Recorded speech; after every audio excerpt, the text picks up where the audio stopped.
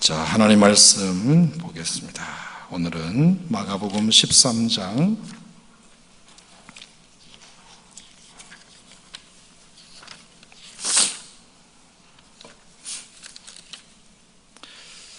마가복음 13장. 자, 지난주에 이어서 오늘은 14절 말씀부터 23절까지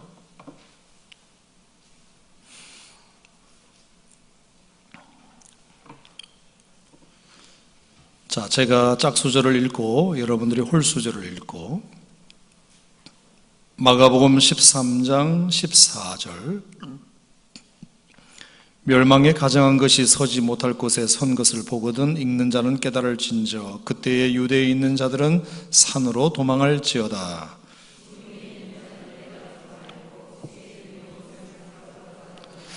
밭에 있는 자는 겉옷을 가지려 뒤로 돌이키지 말지어다.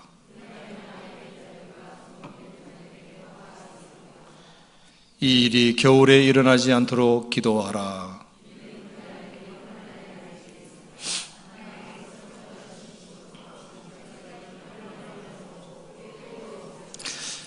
만일 주께서 그날들을 감하지 아니하셨더라면 모든 육체가 구원을 얻지 못할 것이거늘 자기가 택하신 자들을 위하여 그날들을 감하셨느니라.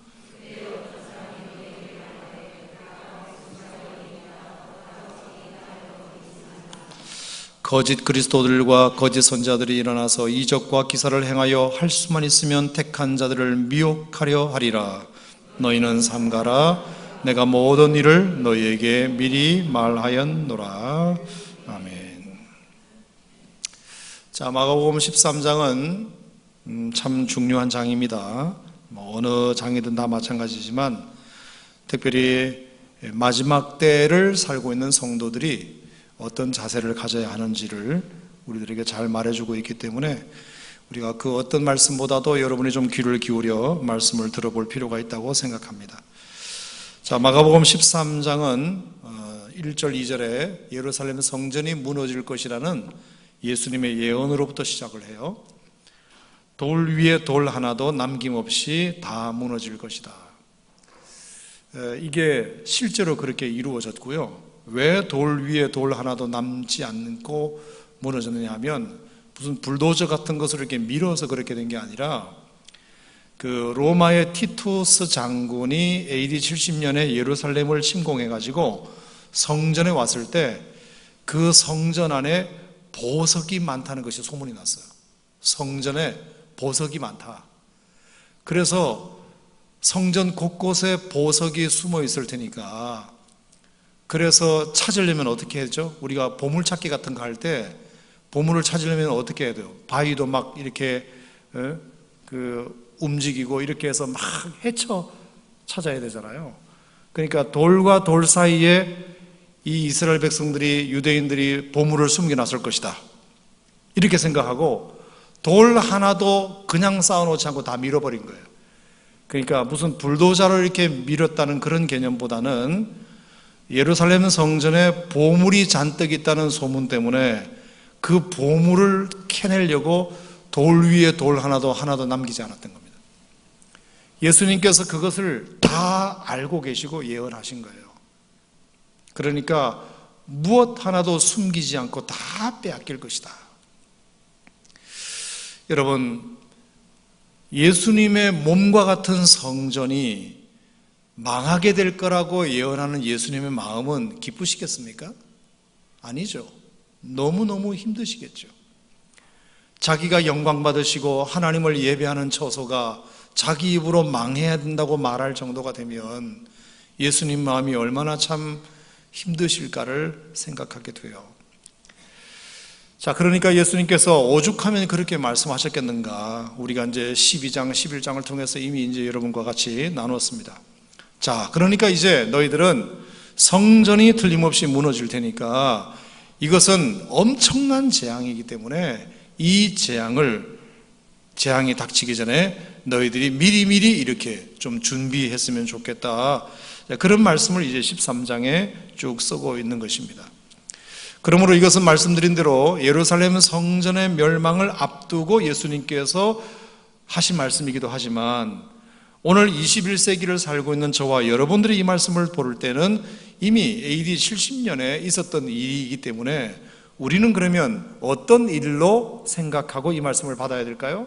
그것은 예수님의 재림, 예수님의 재림으로 인한 세상 종말, 예수님이 이 땅에 심판자로 오실 때 우리가 믿고 안정감을 누렸던 모든 것들이 다 돌 위에 돌 하나도 다 남김없이 파괴될 날이 우리들에게도 올 것이니까 우리가 그렇게 생각하고 이 말씀을 받으면 이것은 비단 예수님 시대를 살았던 제자들과 성도들에게만 해당되는 말씀이 아니라 오늘 우리들에게도 이 재림을 준비하는 우리들에게도 심판의 날을 준비하는 우리들에게도 금과 옥조와 같은 말씀이 되리라 생각합니다. 자, 그래서 이제 두 번 여러분들에게 13장을 강해했는데 첫 번째는 주의하라. 이단이 판을 칠 것이다. 세상의 여러 가지 타락한 문명들이 너희들을 유혹할지라도 미혹에 넘어가지 않도록 주의하라. 그 다음에 재앙이 닥칠 텐데 그 재앙에 대하여 두려워하지 말아라. 마귀가 장난을 치겠지만 그것 때문에 두려워해서는 안 된다. 세 번째, 그것은 진통의 시작으로 알아라. 진통의 시작이다. 그러므로 우리가 하나님의 심판의 날은 믿지 않는 사람에게는 심판의 날이지만 믿는 사람들에게는 구원의 날이기도 하잖아요. 그러니까 우리가 절대로 그것 때문에 두려워하거나 절망하지 말고 희망을 가져라. 그렇게 말씀을 드렸습니다. 그리고 이제 지난주에는 배신을 각오하라. 우리가 믿었던 사람들로부터 배신을 당할 수 있다. 우리가 믿을 대상은 하나님밖에 없지 이 세상에 그 무엇도 우리의 믿음의 대상이 될 수 없음을 분명히 인식하라. 또 하나는 믿는 자로서 증거가 되라. 믿는 자의 모델이 되라. 세상 풍조로 나날이 갈리어도 나는 내 믿음을 지킬 수 있는 그런 믿음이 말세에는 참 필요하다 하는 말씀을 드렸습니다. 그리고 또 하나는 믿음의 말을 하라. 절대로 절망적인 말 하지 말고 성령께서 가르쳐 주시는 말씀을 하라. 그리고 이제 일곱 번째가 끝까지 견뎌라. 그래야 구원을 받게 될 것이다. 믿으시면 아멘. 자, 오늘은 딱 한 가지만 여러분과 같이 좀 말씀을 나눠보겠는데요. 자, 오늘 13장 14절 한 절만 다시 한번 읽겠습니다. 시작. 멸망에 가정한 것이 서지 못할 곳에 선 것을 보거든 읽는 자는 깨달을진저 그때에 유대에 있는 자들은 산으로 도망할지어다. 자, 따라합시다. 산으로 도망할지어라. 산으로 도망하라. 자, 오늘 이 말씀을 여러분과 같이 좀 나누겠습니다. 자, 많이 듣던 말씀인데 도대체 이 산으로 도망하라는 말이 무슨 말인가? 그리고 언제, 왜 우리는 산으로 도망가야 되는가? 산으로 도망가야 한다는 말은 무슨 말이며 왜 우리가 하필이면 산으로 도망가야 되는가? 이 얘기를 여러분과 같이 나눠보도록 하겠습니다. 자, 그것을 알려면 오늘 이 14절 말씀을 주의 깊게 볼 필요가 있어요. 멸망에 가정한 것이 서지 못할 곳에 선 것을 보거든 이렇게 되겠습니다. 멸망에 가정한 것이 절대로 서지 못할 곳에 서는 모습을 보거든 산으로 도망하라. 자, 여러분 이 말씀은 예수님께서 하신 예언이기도 하지만 이미 다니엘서 8장과 9장과 11장과 12장에 이런 비슷한 예언이 되어 있습니다. 그러니까 예수님께서 13장 14절에 이 말씀을 하신 것은 다니엘서를 예수님께서 인용하신 거예요. 인용하신 겁니다. 다니엘서에도 보면 그런 말씀이 나와요. 언젠가 성소가 짓밟힐 때가 올 것이다. 우리가 이 예배드리는 성소가 짓밟힐 때가 온다. 성소가 더럽혀질 것이다. 그리고 성소에서 매일매일 하던 것도 하지 못하게 될 날이 올 것이다. 그리고 성전에 이상한 물건을 누군가 갖다 놓게 될 것이다. 그리고 하나님 대신 우상이 세워질 것이다. 이런 내용들이 다니엘서에도 예언이 되어 있어요. 자, 그 다니엘서의 그 예언이 언제 이루어졌느냐? 이루어졌죠. 이루어졌어요. 그게 이제 BC 168년에 안티오쿠스 에피파네스라는 그 시리아의 왕이 있습니다. 자, 역사 공부 잠깐 하면 여러분 알렉산더는 아시잖아요. 알렉산더 많이 들어봤죠? 그 알렉산더가 거의 뭐 천하를 통일할 만큼 이 엄청난 정복을 했단 말이에요. 정복을 해서 자기 선생님이 아리스토텔레스인데 아리스토텔레스의 그 사상을 소위 헬라 문화를 전파하기 위해서 알렉산더가 수많은 나라들을 정복을 했는데 323년에 갑자기 말라리아인지 뭔지 이름을 알 수 없는 질병에 걸려가지고 33살에 갑자기 죽어버려요. 나라는 엄청나게 정복해놓고 33살에 알렉산더가 갑자기 죽어버려요. 후계자도 지목하지 못하고. 그래서 그 부하가 4명이 있었는데 그 4명이 다 각각 나라를 쪼개서 나눠 가진 거예요. 그 4나라 중에서 4부하 중에서 가장 힘센 2신하가 프톨레미하고 셀레우쿠스예요. 프톨레미하고 셀레우쿠스가 프톨레미 왕조와 셀레우쿠스 왕조를 이제 세워가게 되어서 두 사이가 아주 사이가 안 좋았어요. 그러니까 프톨레미는 이집트를 중심으로 한 전역을 지배를 했고 셀레우쿠스는 시리아, 이스라엘, 레바논 지금의 그쪽 지역을 이렇게 나눠 가졌단 말이에요. 그러니까 이 이집트 지역에 있는 나라와 시리아와 레바논, 요르단 이런 지역에 있는 나라들이 두 나라가 서로 싸우게 되고 다투게 된단 말이에요. 그러면 그 사이에 어느 나라가 끼어 있느냐? 이스라엘이 끼어 있어요. 이 사람들이 전쟁을 하려면 꼭 이스라엘을 거쳐가야 돼요. 그래서 이스라엘은 맨날 이 강대국의 열강에 짓밟히게 되는 이런 상황이 이제 직면하게 되었는데 그 중에 가장 이제 악랄했던 셀레우쿠스 왕조의 왕 하나가 바로 안티오쿠스 에피파네스예요. 이 사람은 예루살렘을 지나가면서 예루살렘을 그냥 두지 않았습니다. 그냥 두지 않았습니다. 그래서 예루살렘 성전, 이스라엘 사람들을 얼마나 많이 유린했는지 모릅니다. 그래서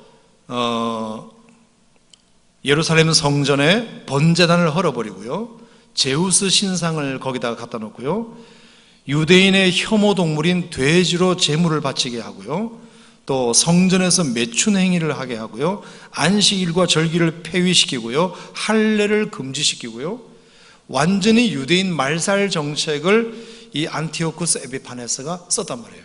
이게 168년도라고 공식적으로 나와 있는데, 그러니까 다니엘서에 나와 있는 8장, 9장, 11장, 12장에 나와 있는 성소가 짓밟힐 것이다, 더럽혀질 것이다, 너희들이 매일 하던 것도 누군가에 의해서 못하게 될 것이다, 이상한 물건을 사람들이 갖다 놓게 될 것이다, 우상이 번듯하게 설 것이다, 이 다니엘서의 예언이 BC 168년에 안티오쿠스 에피파네스에 의해서 이루어진 거예요. 이미 성소가 그렇게 이루어진 거예요. 그래서 이 안티오쿠스 에피파네스의 이 학정을 견디지 못해서 생긴 혁명이 마카비 혁명이에요. 그래서 하스모니안 왕조가 들어선 마카비 혁명이 그래서 일어나게 됩니다. 자, 이것을 이스라엘 백성들이 다 알고 있는 내용이에요.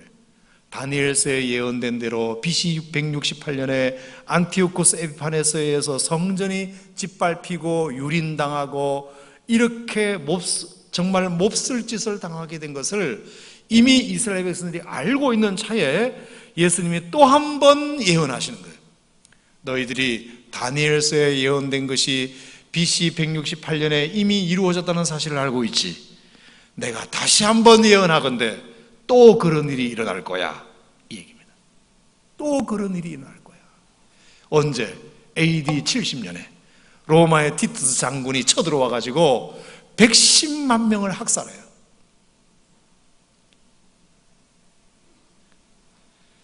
성전을 돌 위에 돌 하나도 남지 않고 다 파괴시켜요. 그리고 황제의 초상이 그려진 군기를 성전에 꽂고요, 우상을 섬기게 만들고요, 이런 일이 AD 70년에 일어나게 된 것입니다. 그러니까 이스라엘 백성들 입장에서는 보세요. 다니엘서에 이미 예언된 것이 BC 168년에 이루어졌다는 사실을 이미 다 알고 있다고 그래요. 실제로 일어났어요. 그래서 백성들이 너무너무 힘들어했던 것을 알고 있는데 예수님이 또 말씀하시는 거예요. 이번에 또 그런 일이 있을 줄 알아라. 멀지 않아. 그러니까 그 말씀을 듣는 제자들과 이스라엘 백성들과 유대인들은 얼마나 두려웠겠습니까? 아니, 그런 일이 또 일어난다고? 전에 한번 그런 경험을 했기 때문에 외상후 스트레스가, 외상후 이 장애가 있단 말이에요. 예. 그래서 이제 겁을 먹는 거죠. 아, 그런 일이 일어나면 안 된다.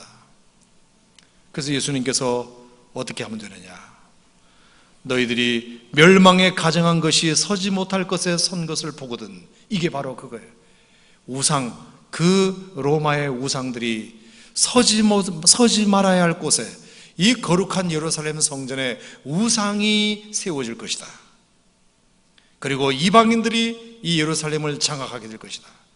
이렇게 멸망할 날이 오거든 너희들은 지체 없이 산으로 도망갈지라. 이렇게 말하고 있는 것입니다. 자, 그러면 이게 산으로 도망가라는 이 말이 무슨 말일까? 여기 무슨 필봉산을 얘기하는 건가? 설악산을 얘기하는 건가? 그냥 무조건 산으로 가면 되는 건가? 그건 아니겠죠, 여러분?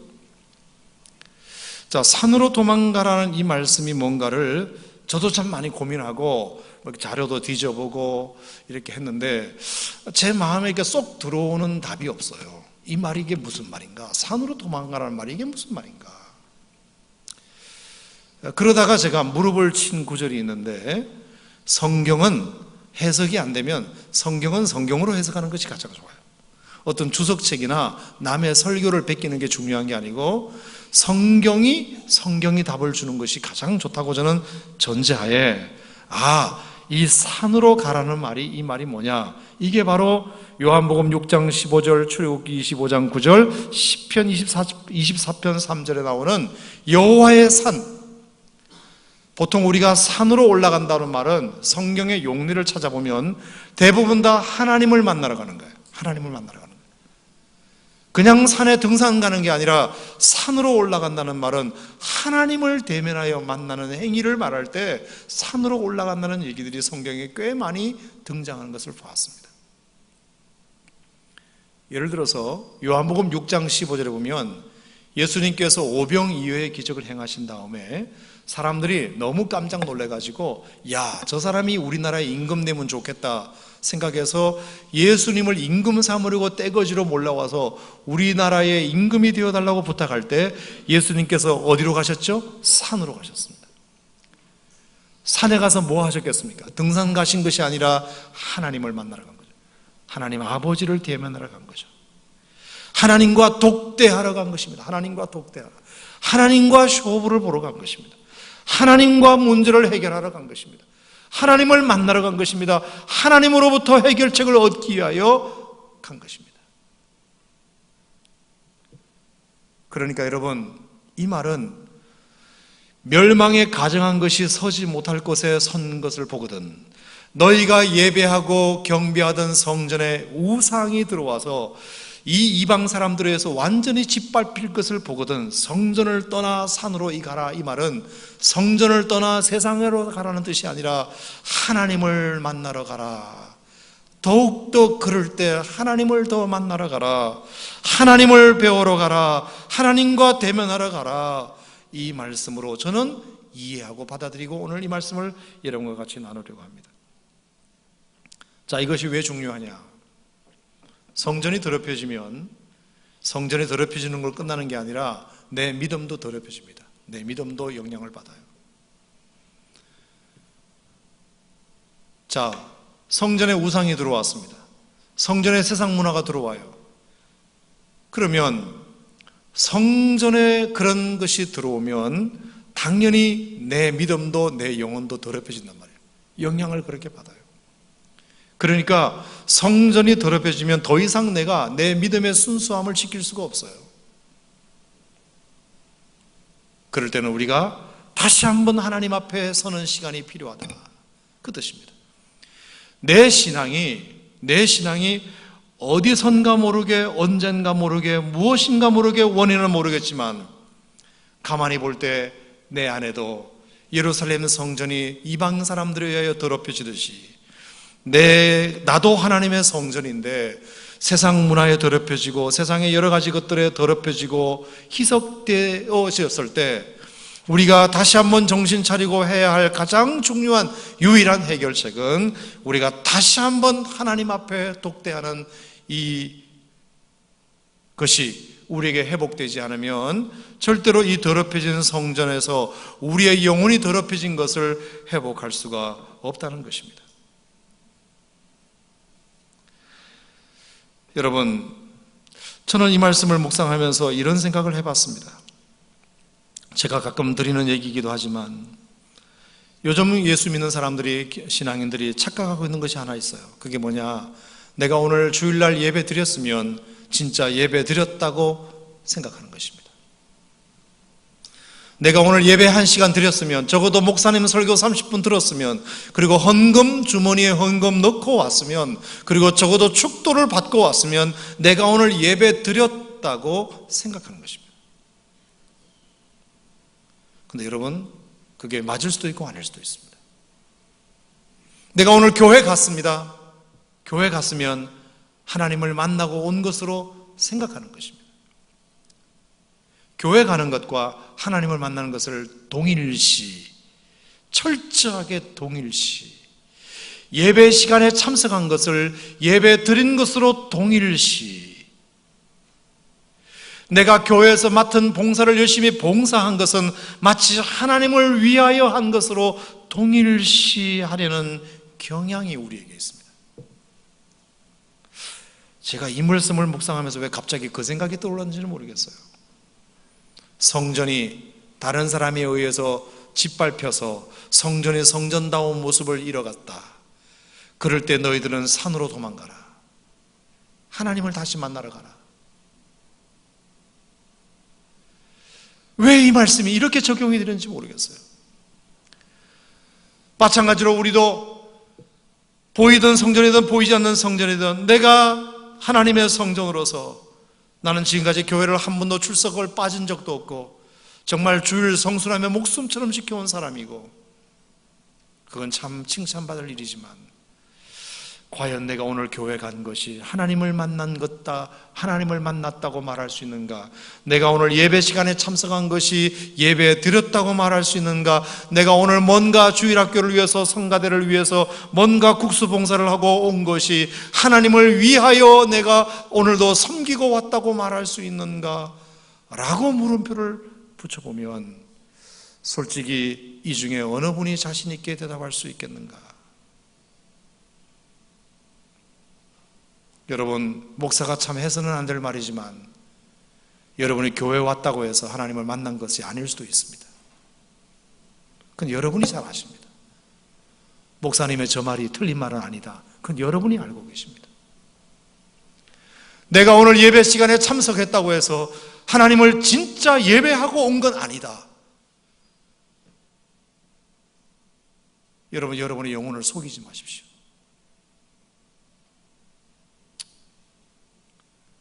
졸고만 안 자고 있고 왔다거나, 딴 생각만 하고 왔다거나, 비판만 하고 왔다거나, 인간적으로 뭔가 교제 활동에 좋은 장소니까 교회가 그렇게 하고 왔다거나, 그러면 그건 예배 드린 건 아니잖아요. 뭔가 봉사를 하는데 하나님을 기쁘시게 해드리는 마음, 감사한 마음, 행복한 마음으로 봉사하지 못하고 어거지로 해야 하니까, 맡았으니까 그런 봉사를 하나님을 위해서 했다고 할 수 있을까?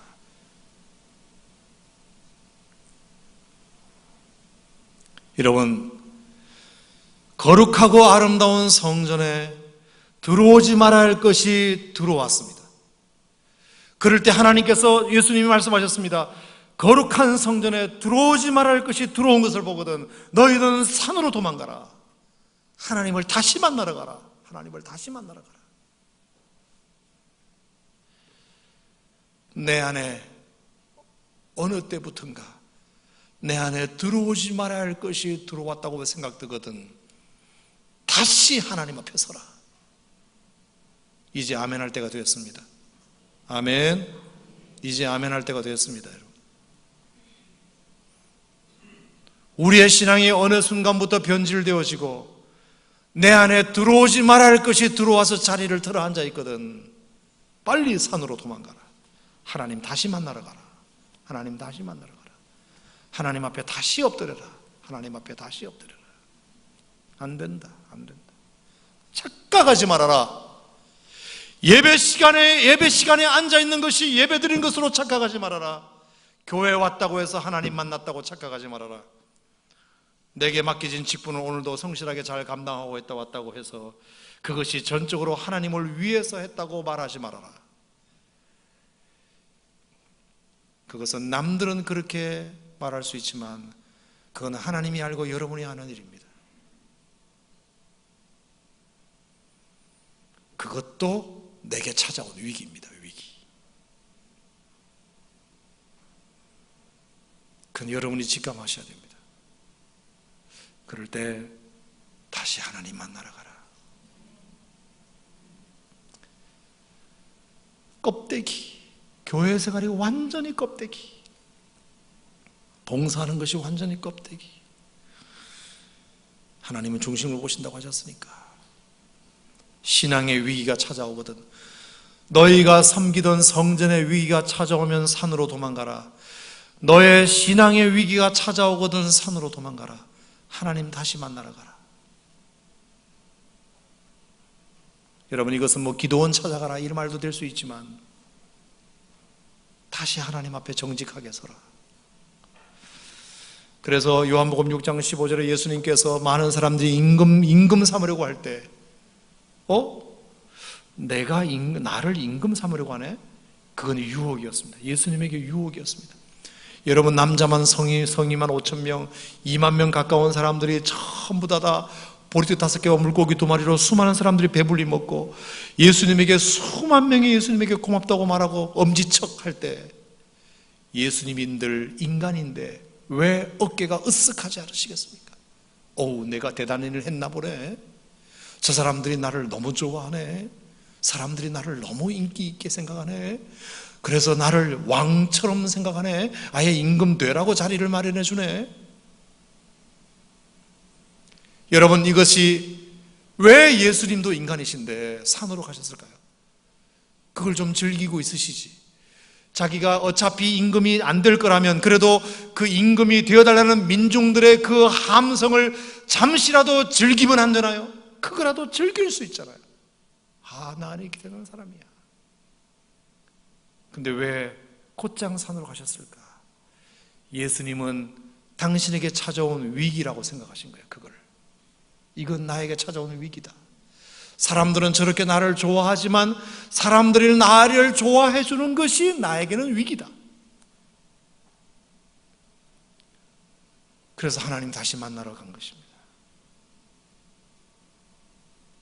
여러분, 참 이게 어려운 얘기입니다.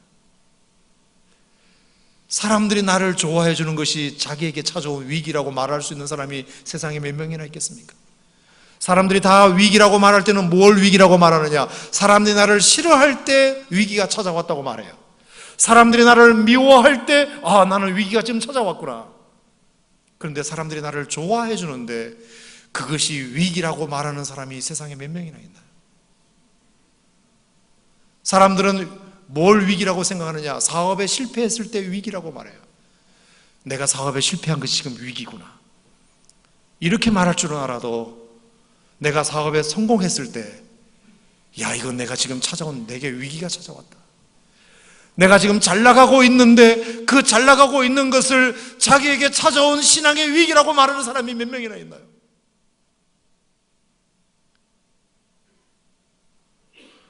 여러분, 위기는 꼭 실패를 통해서만 찾아오지 않습니다.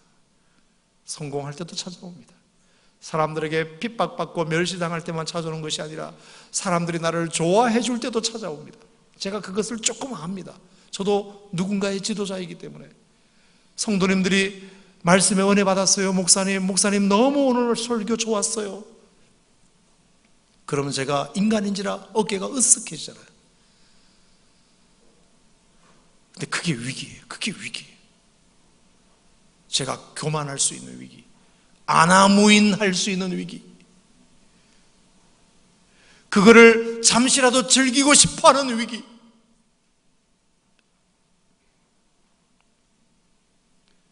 그럴 때 얼른 귀를 닫아야 돼요. 그리고 혼자 산으로 가야 돼요. 다시 하나님 앞에 서야 돼요. 하나님 앞에 서면 하나님 뭐라고 말씀하실까요? 그거 네가 했냐? 그 네 능력이냐? 하나님이 또 저를 낮춰주시고, 아니에요 하나님, 아니에요. 하나님의 은혜죠. 하나님의 은혜죠. 제게 말씀을 주시니까 성도들에게 말씀을 가르칠 수 있는 것이고,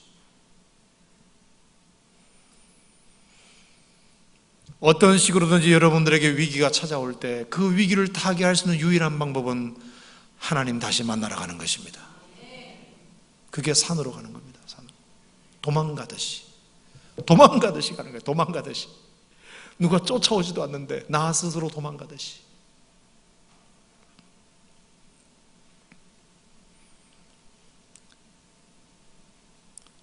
출애굽기 25장에 보면 하나님께서 모세를 40일 동안 시내산에 부르신 적이 있어요. 하나님이 구름으로 싹 가려버리셨어요. 산에 올라온 모세를 구름으로 싹 가려버리셨어요. 구름으로 가렸다는 말은 더 이상 세상을 보지 말라는 겁니다. 세상을 보지 말라. 여러분, 모세는 이스라엘 백성들에게 하나님 같은 지도자예요. 신처럼 여겨지는 지도자예요. 어느 날 하나님이 모세를 불러다가 구름으로 싹 가려버리셨어요. 그리고 너 나하고만 있자. 너 나하고만 있자. 뭐 하나님 나 바빠요. 사람들이 나 기다려요. 잠깐 나랑 좀 같이 있자. 얼마나요? 그래 좀 기다려봐. 그래서 며칠을 있었죠? 40일. 하나님이 그 바쁜 모세를 하나님과 대면할 수 있는 시간을 40일 동안 발을 묶어 놓으셨어요. 하나님 나 신방할 때도 많아요. 하나님 나 성도들 만날 일도 많아요. 하나님 내가 행정적으로 처리할 일도 많아요. 이 바쁜 사람을 하나님이 왜 나를 40일 동안 묶어두는 거예요? 그럴지라도 하나님은 스톱. 네가 바쁠 때일수록 나랑 좀 더 있어야 되겠다. 네가 내려가면 할 일이 너무 많잖아. 할 일이 너무 많기 때문에 너랑 나랑 있어야 되는 거야. 이 역설적이죠. 할 일이 너무 많으니까 빨리 내려가가 아니라 할 일이 너무 많을수록 너는 나랑 같이 있는 시간이 더 많아야 돼. 아멘. 누가 그랬죠? 바쁠수록 기도하라는 얘기를 누가 했죠?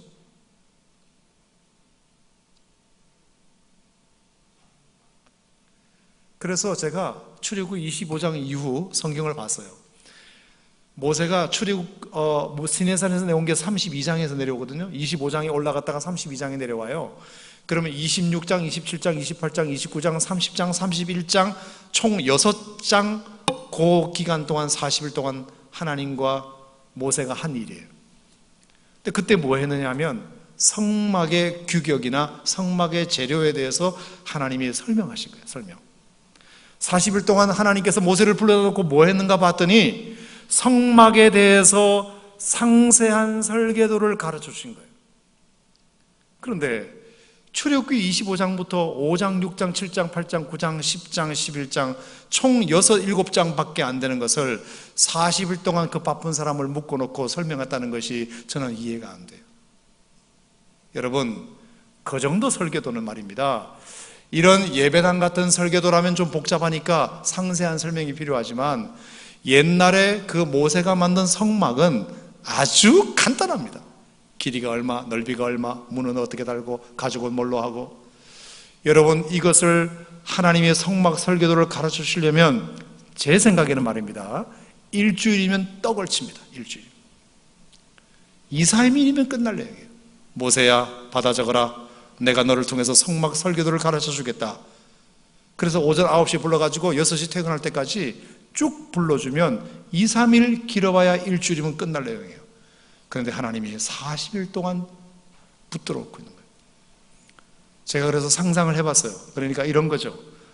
모세야 내일 9시에 여기서 만나자. 네 하나님 왔는데요. 그래 잘 잤니? 내가 오늘 너에게 성막에 대한 설계도를 가르쳐 주겠다. 그리고 나서 25장 몇 절 찔끔 하다가 이제 그만 가서 쉬어라. 하나님 더 하실 말씀 없어요? 그건 내일 할게. 25장부터 31장까지 2박 3일이면 끝날 수 있는 지시사항을 40일 동안 길게 고무줄 들이듯이 늘여놓은 거예요. 이게 뭔지 아세요? 저는 이렇게 묵상하는 겁니다. 하나님 앞에 와서조차도 모세가 하나님의 지시사항을 받아 적는 일로 생각할까봐 일하는 시간보다 하나님 앞에 머무는 시간을 더 많이 확보해 주기 위한 하나님의 계획이었다고 생각합니다. 저는 모세가 40년 동안 그 이스라엘 백성들을 200만 명이나 되는 사람들을 목회할 수 있었던 비결은 이 40일의 하나님과의 독대의 힘이었다고 저는 생각합니다. 아멘. 목사도요, 이렇게 하다 보니까 막 일에 쳐 살 때가 있어요. 일에 치여 살 때가 있어요. 죄송합니다. 목회자가 일에 치일 때가 있어요. 그러면 여러분들은 제가 생각할 때 우리 목사는 열심히 일하신다 생각하시지만 제 영혼은 고갈될 수가 있어요. 성도들은 그걸 잘 몰라요. 그런데 저는 알아요. 저는 제 자신이 내 영혼이 지금 피폐해지고 고갈되고 있다는 사실을 제가 느껴요.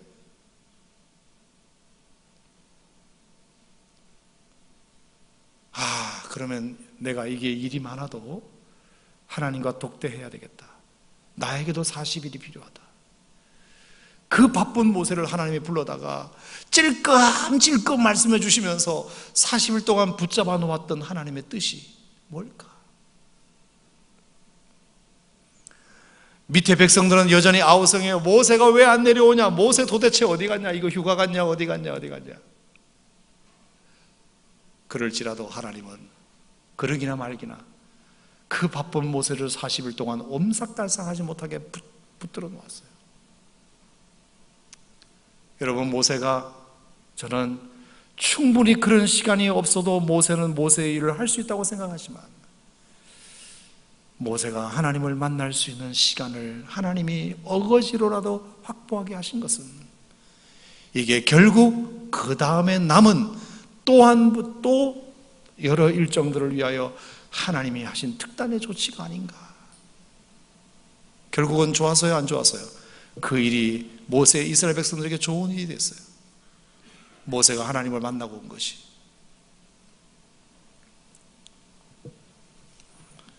여러분, 저는 목회자든 성도든 똑같다고 생각합니다. 여러분의 인생의 위기, 사업의 위기, 부부의 위기, 자녀의 위기, 관계의 위기, 신앙의 위기, 여러 위기들이 많이 찾아올 때 여러분들이 그 문제를 신앙적으로 풀 수 있는 유일한 길은 하나님 만나러 가는 것입니다.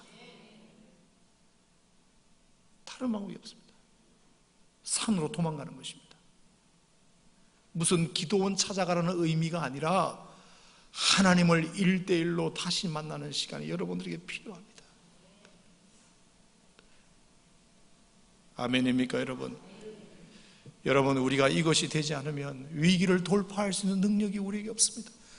물론 어디 가서 상담받고 어디 가서 우울증 약 먹고 어디 가서 기분 좀 풀고 오는 것이 잠깐은 도움이 될 수 있지만 우리는 하나님의 영이 우리 안에 있기 때문에 근본적으로 우리가 하나님을 독대해서 만나는 시간을 확보하지 않으면 절대로 우리의 이 위기를 헤쳐나갈 수 있는 힘이 없습니다. 멸망에 가정한 것이 서지 말아야 할 곳에 선 것을 보거든 산으로 도망할지어다.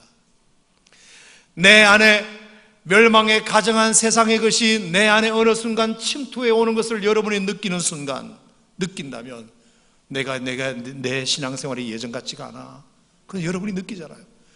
내가 예전에는 순수하게 하나님을 참 섬겼는데, 하나님을 정말 순수하게 예배했는데, 앞에서 그냥 전도사님의 설교에도 은혜를 받았는데, 앞에서 찬양 인도하시는 찬양단이 찬양 한 곡만 불러도 눈물이 터졌는데 왜 이렇지? 내가 요즘 왜 이렇지?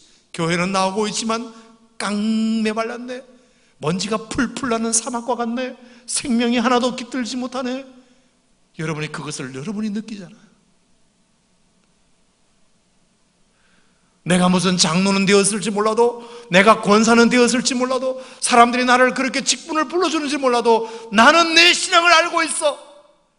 얼마나 내가 지금 타락했는지, 얼마나 내가 지금 세상적으로 물들었는지, 내 신앙에 지금 위기가 왔다는 것을 여러분이 안단 말이에요. 여러분들이.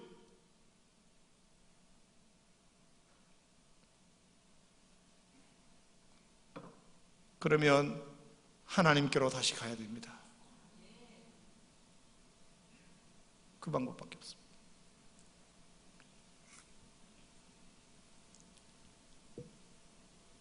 오늘 본문 말씀 끝에 보면 삼가라는 말씀이 나와요. 삼가라. 다시 옛날로 돌아가지 말아라. 위기는 하나님을 순진하게 찾을 수 있는 절호의 기회다. 삼가라. 하던 일을 멈추어라. 그리고 다시 하나님 앞에 바로 서라. 제가 가끔 드리는 얘기입니다만, 저는 오산 침례교회 모든 성도님들이 깍공부 교사도 필요하고, 유치부 교사도 필요하고, 성가대원도 필요하고, 국수 삶을 사람도 필요하고,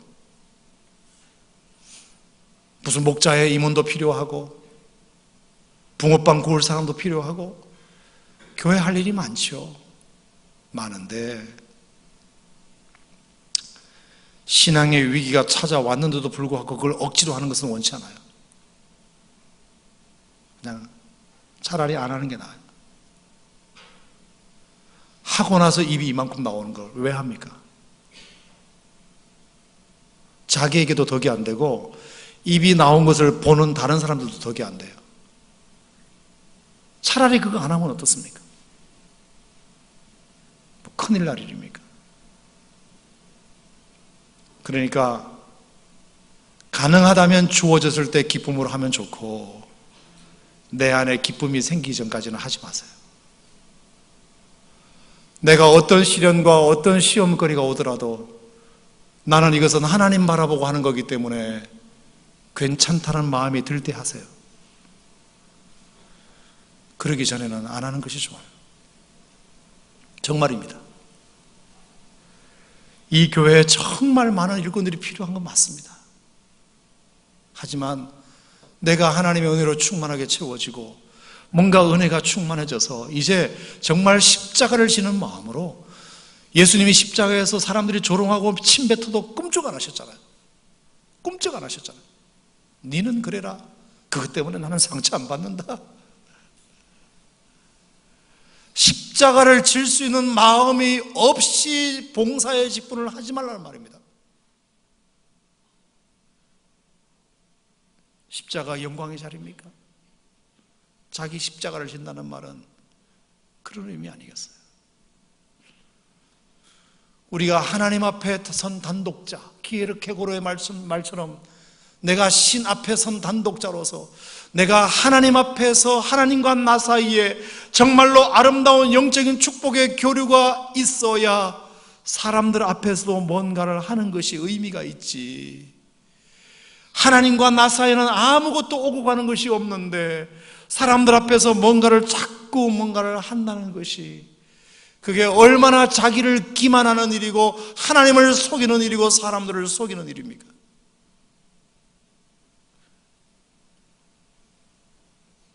그렇다고 해서 무슨 유치부 교사를 당장 그만두라는 것이 아니라 그런 마음을 달라고 하나님께 기도하라는 뜻입니다. 제가 말씀드리고 싶은 것은 하나님 제게 그런 마음을 주십시오라고 기도하라는 뜻입니다. 기쁨으로 이 일을 감당할 수 있도록, 사명감 가지고 행복하게 이 일을 감당할 수 있도록. 아멘. 이건 저부터 필요하고요, 우리 모두에게 다, 하나님 앞에 서 있는 사람은 다 그런 게 필요합니다. 마지막으로 제가 이 말씀 한 구절 드릴게요. 하나님 앞에 서 있는 모습은 어떤 모습이 가장 좋으냐? 출애굽기 33장 11절입니다. 자, 출애굽기 33장 11절이 가장 아름다운 것 같아요.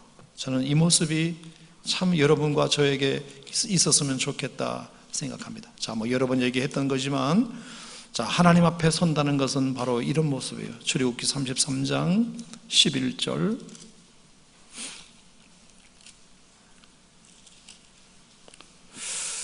(33장 11절)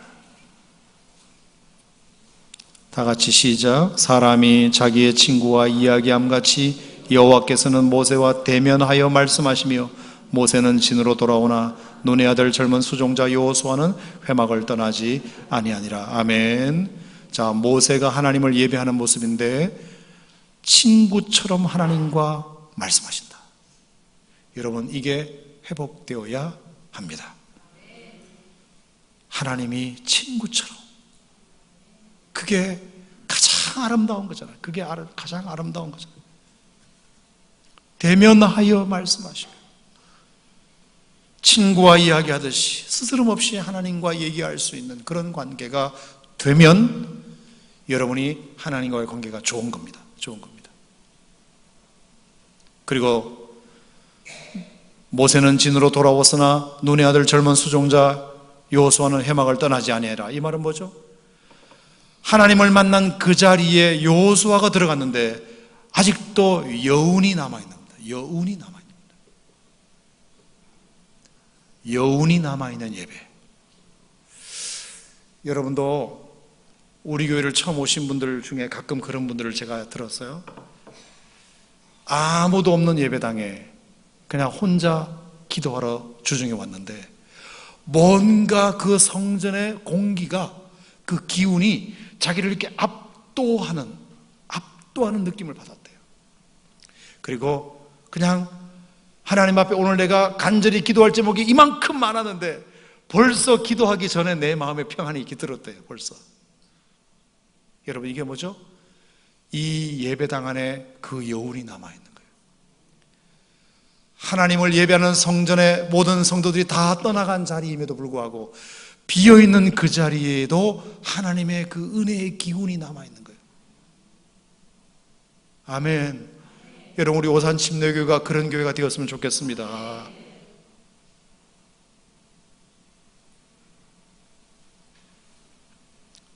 두 번째 아름다운 예배는 이사야 6장입니다. 자, 이사야 6장 말씀을 보죠. 이사야 6장. 이사야 6장.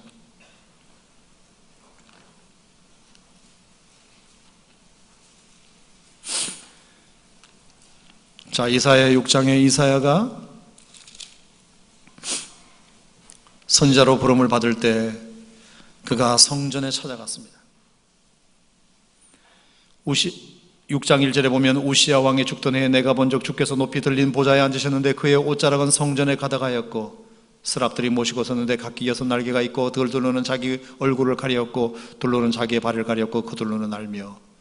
자, 여기 지금 성전에 사람들은 아무도 없어요. 아무도 없지만 이사야가 들어와 봤더니 그 성전 안에 하나님의 기운이 가득 차 있는 것입니다. 그래서 거룩하다 만군의 여호와여 그의 영광이 온 땅에 충만하도다. 하나님의 영광을 보는 것입니다.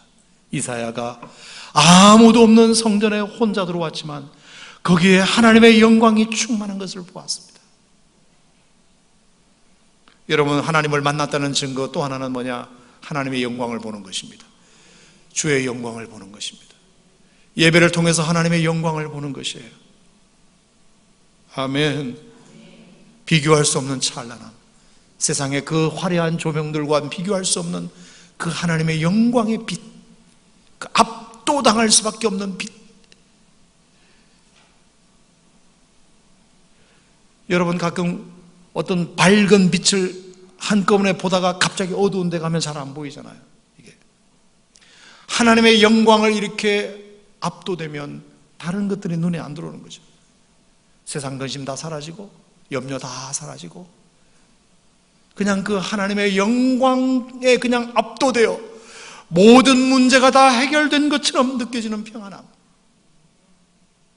그게 하나님을 만났다는 증거예요. 그 다음에 또 하나 5절에 보면 그때 내가 말하되 화로다 나여 망하게 되었도다. 입술이 나는 부정한 사람이요.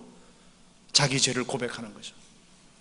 하나님을 만난 증거는 자기 죄를 고백하느냐에 달려 있어요. 하나님을 만난 사람은 자기 죄를 고백합니다. 그게 하나님을 만난 거예요. 하나님을 만난 사람은 하나님의 영광을 봅니다. 하나님을 만난 사람은 자기 죄를 고백합니다. 아멘. 나는 부정한 사람이구나. 나는 부정한 사람이다. 나는 정말 부정한 사람이다. 그래서 하나님의 용서를 받습니다. 자, 7절에 보니까 내 죄가 사하여졌느냐는 음성을 듣습니다. 하나님의 치유하심과 사유하심을 경험합니다. 그리고 마지막으로 8절에 주의 목소리를 들으니 주께서 이르되 내가 누구를 보내면 누가 우리를 위하여 갈꼬, 내 이 사명을 누가 감당할 수 있을꼬 했을 때 주여 내가 여기 있나이다, 나를 보내소서. 이사야가 하나님 앞에 헌신합니다. 헌신. 여러분, 그게 하나님을 만나는 것입니다. 하나님을 만나는 것은 뭡니까? 유혹을 떨쳐버리는 것입니다. 하나님을 만나는 것은 뭡니까? 아무리 바빠도 하나님 앞에 머무는 시간을 즐거워하는 것입니다. 하나님을 만나는 것은 뭡니까? 하나님의 영광을 보는 것입니다. 하나님을 만나는 것은 뭡니까? 자신의 죄를 고백하는 것입니다. 하나님을 만나는 것은 뭡니까? 하나님의 용서를 받는 것입니다. 하나님을 만나는 것은 뭡니까? 주님의 말씀을 듣고 내가 헌신하는 것, 그게 하나님을 만나는 것입니다. 여러분, 이것이 하나님을 만남으로 인한 유일한 해결책이라고 저는 생각하고, 우리 사랑하는 오산 침례교회 성도 여러분, 골동 성전과 세교 성전을 섬기는 성도 여러분, 오늘 이 말씀이 여러분들에게 주시는 말씀으로 믿으시기를 축복합니다. 여러분들에게 위기가 왔을 때 그 위기를 타개할 수 있는 유일한 방법은 산으로 가는 것이다. 하나님을 다시 만나는 것이다. 하나님 앞에 다시 독대하는 것이다. 하나님의 얼굴을 다시 보는 것이다. 하나님의 영광을 다시 목도하는 것이다. 그리고 나의 죄를 고백하고 하나님의 용서를 받고 하나님 앞에 다시 헌신할 힘을 갖는 것이다. 이것이 위기가 찾아왔을 때 우리가 타개할 수 있는 유일한 길임을 여러분들이 기억하시고, 오늘 이 밤에도 다시 한번 주의 영광 앞에 여러분이 머리 숙이고 마음 졸이고 하나님을 꼭 만나고 가는 이 밤이 되시기를 간절히 축원합니다. 축원합니다. 기도하겠습니다. 은혜로우신 하나님 아버지, 감사합니다. 주신 말씀 마음에 새겨 우리가 인생의